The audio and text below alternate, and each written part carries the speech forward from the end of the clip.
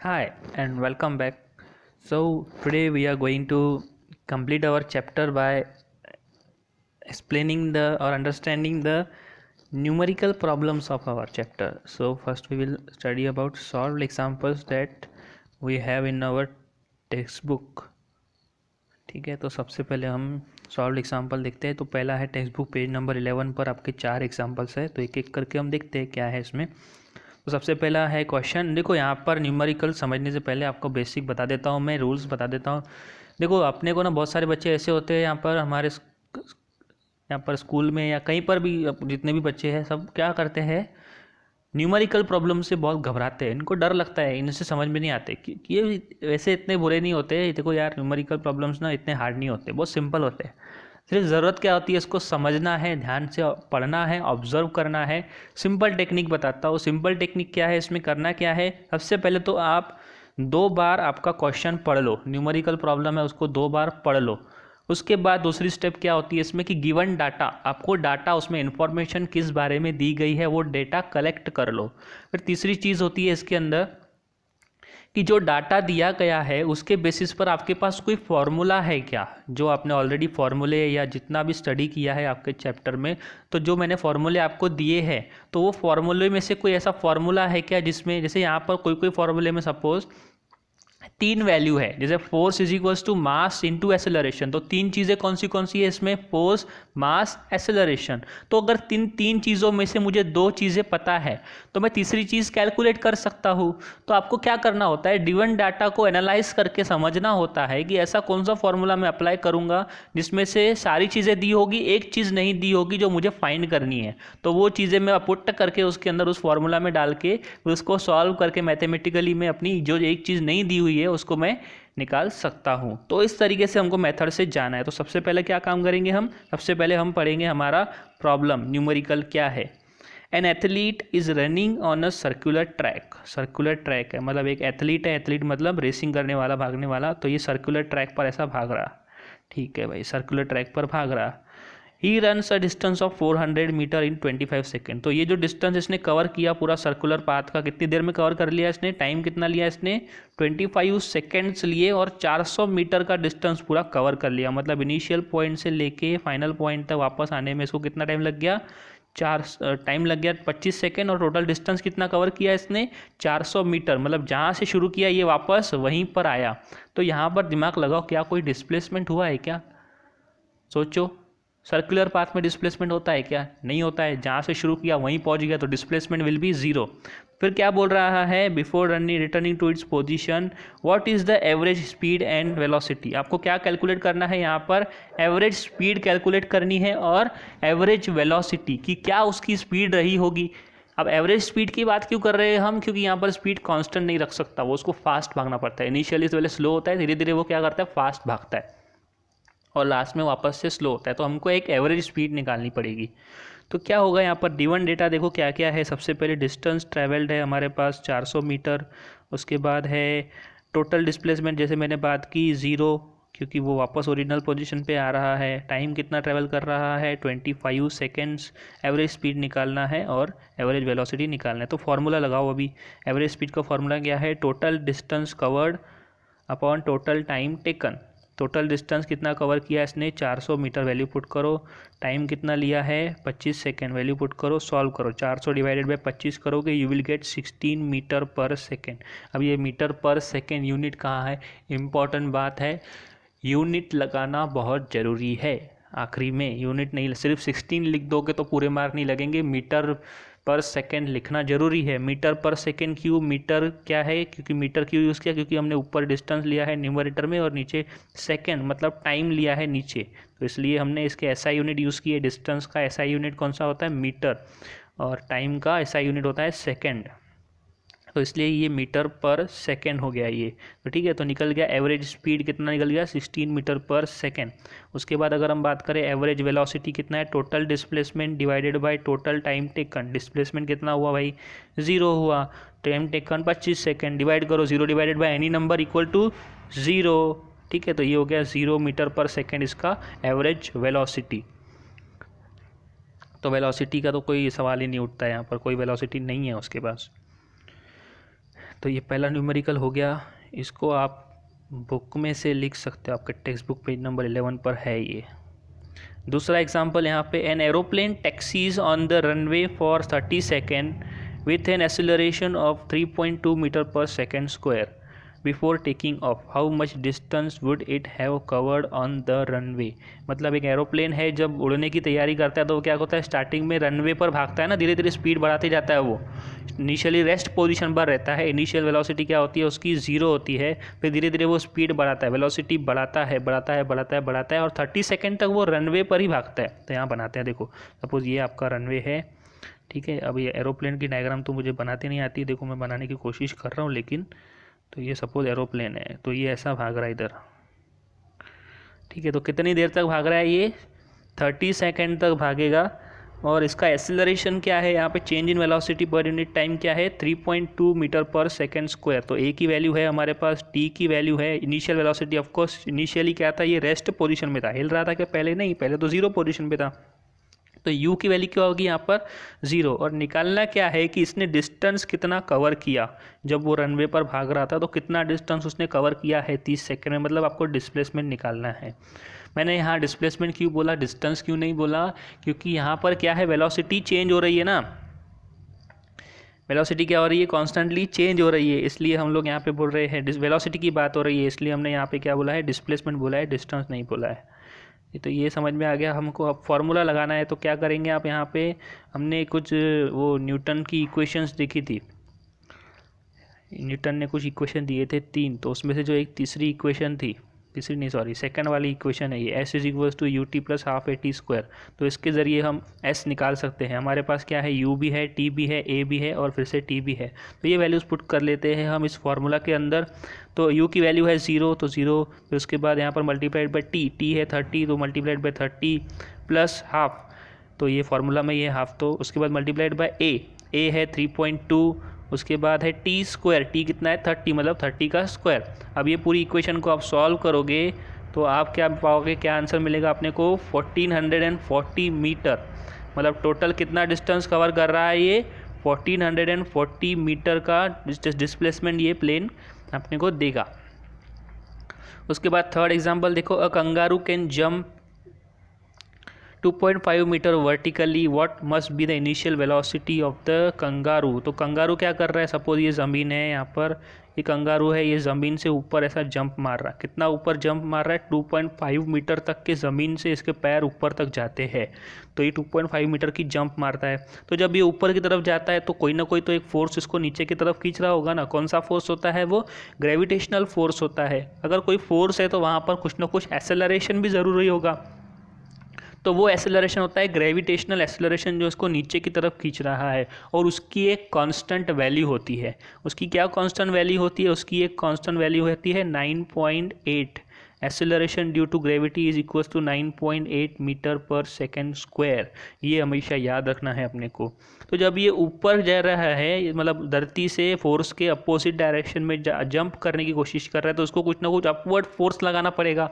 Force लगाना पड़ेगा तो कुछ फोर्स आएगा, तो कुछ ना कुछ वेलोसिटी से वो ऊपर की तरफ मूव होगा ना, मतलब, और फिर एक पर्टिकुलर पॉइंट पर जाके, मतलब 2.5 मीटर की हाइट पर जाके उसकी वेलोसिटी वापस से 0 हो जाएगी, क्योंकि फोर्स उसका ख़त्म हो जाएगा, जो पावर जो है, तो फिर 2.5 मीटर तक ही वो जंप कर पाएगा। तो इनिशियल में उसको ज़्यादा वेलोसिटी लगेगी और बाद में एंड में उसकी वेलोसिटी क्या हो जाएगी, 0 हो जाएगी। तो इनिशियल वेलोसिटी अपने को पता करनी है। तो सबसे पहले अपने को क्या दिया है, एक्सेलरेशन दिया गया है। एक्सेलरेशन क्या रहेगा यहाँ पर, 9.8 मीटर पर सेकेंड स्क्वायर। ये वैल्यू कहाँ से आई, ये कांस्टेंट वैल्यू होती है एक्सेलरेशन ड्यू टू ग्रेविटी। जो नीचे जो डाउनवर्ड फोर्स उसको खींच रहा है, उसके खिलाफ उसने फोर्स लगाया है, तो उसका जो एक्सेलरेशन होगा, उसके मोशन का, द अपवर्ड मोशन, ऊपर की तरफ जंप का जो मोशन होगा, उसकी वैल्यू होगी एक्सेलरेशन की -9.8। माइनस साइन इसलिए यूज़ कर रहे हैं क्योंकि हम upward, opposite to the force of gravity, gravity के फोर्स के अपोजिट हम जंप कर रहे हैं, तो अपने को उसकी एक्सेलरेशन की वैल्यू भी क्या लेनी पड़ेगी, अपोजिट, मतलब निगेटिव लेनी पड़ेगी, दैट इज -9.8। डिस्प्लेसमेंट कितना हो रहा है यहाँ पर, 2.5 मीटर। इनिशियल फाइनल वेलोसिटी रहेगी 0, यस ऑफ कोर्स, क्योंकि ऊपर जाके क्या हो जाएगा, वो रुक जाएगा, मतलब फाइनल वेलोसिटी 0 हो जाएगी उसकी।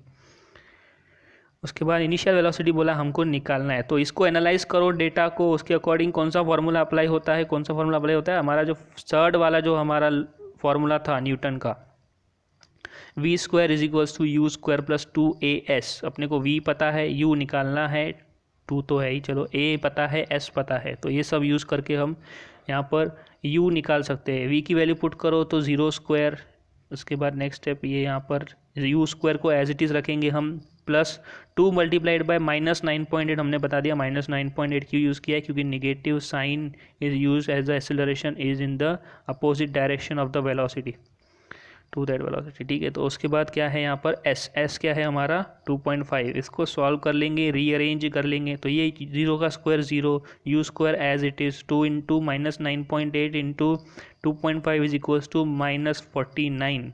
तो ये यहाँ प्लस माइनस का लफड़ा आएगा, यहाँ पे ये माइनस प्लस क्या हो जाएगा, माइनस हो जाएगा यहाँ पे। तो ये वाली इक्वेशन अपने को देखने को मिलेगी।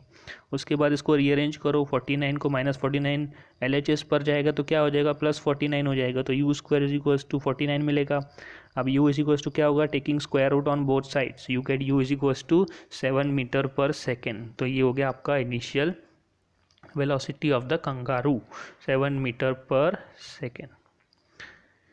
तीसरा फोर्थ एग्जाम्पल यहाँ बताया गया है मोटर बोट। अब motor boat starts from rest and moves with uniform acceleration if it attains the velocity of 15 meter per second square in 5 seconds, calculate the acceleration and distance travel in that time। मतलब क्या होता है, इसका एक final velocity बताया गया है, initial velocity 0 है।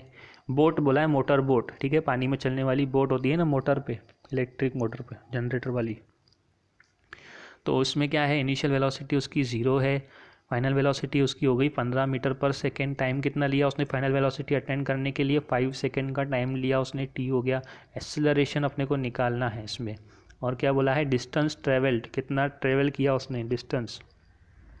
तो सबसे पहले एक्सेलरेशन इज इक्वल्स टू, हमारे पास फार्मूला क्या होता है, initial velocity final velocity minus initial velocity divided by time taken. तो ये सारी वैल्यूज़ हमारे पास है। तो फाइनल वेलोसिटी है 15, इनिशियल है 0, 15 माइनस 0 अपॉन टाइम है 5। इसको सॉल्व करो, 15 माइनस 0 क्या होता है 15, 15 डिवाइडेड बाय 5 क्या होता है 3।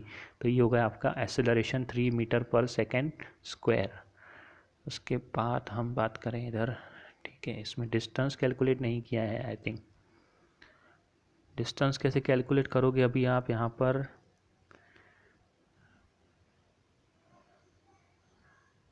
आपके पास एक्सेलरेशन है, फाइनल वेलोसिटी है, इनिशियल वेलोसिटी है, टाइम है, तो ये वाला फार्मूला यूज़ करोगे आप, ठीक है। डिस्प्लेसमेंट निकाल सकते हो आप, इनिशियल वेलोसिटी है इसमें अपने पास टाइम भी है, एक्सेलरेशन अभी अभी कैलकुलेट किया, टाइम भी है, तो ये वाला फार्मूला यूज़ करके आप डिस्प्लेसमेंट वहाँ पर निकाल सकते हो इसका। तो ये आपको निकाल के देखना पड़ेगा। उसके बाद अभी दूसरे सॉल्व एग्जांपल्स, आपको 2 एग्जांपल दिए गए हैं टेक्स्ट बुक के पेज नंबर 16 के ऊपर, तो उस पर वो 2 एग्जांपल देख लेते हैं अपन। तो पहला एग्जांपल है इसमें, the mass of a cannon is 500 kg and it recoils with a speed of 0.25 metre per second. मतलब क्या बोल रहा है, एक कैनन है, मतलब तोप होती है ना, तोप का वजन कितना है, 500 किलो है, और वो रिकॉइल होती है, जब उसको फायर किया जाता है। हमने रिकॉइल की बात की थी, तो जब हम किसी बंदूक को या तोप को फायर करते हैं तो वो पीछे की तरफ भी एक फोर्स एक्सर्ट करता है due to Newton's third law of motion, every action is equal and opposite reaction. तो वो पीछे की तरफ भी आती है, तो उसको बोलते हैं रिकॉइल। तो रिकॉइल होने की उसकी स्पीड कितनी है, 0.5 मीटर पर सेकेंड उसकी स्पीड है, तो उसका मोमेंटम कितना होगा, ठीक है। तो मास ऑफ ये तोप का मास दिया गया है, स्पीड दिया गया है, आपको मोमेंटम निकालना है। तो स्पीड मतलब वेलोसिटी स्पीड यहाँ पर एक ही डायरेक्शन है, क्योंकि पीछे की तरफ आ रहा है, तो यहाँ पर वेलोसिटी स्पीड एक ही सिमिलर टर्म हो जाते हैं।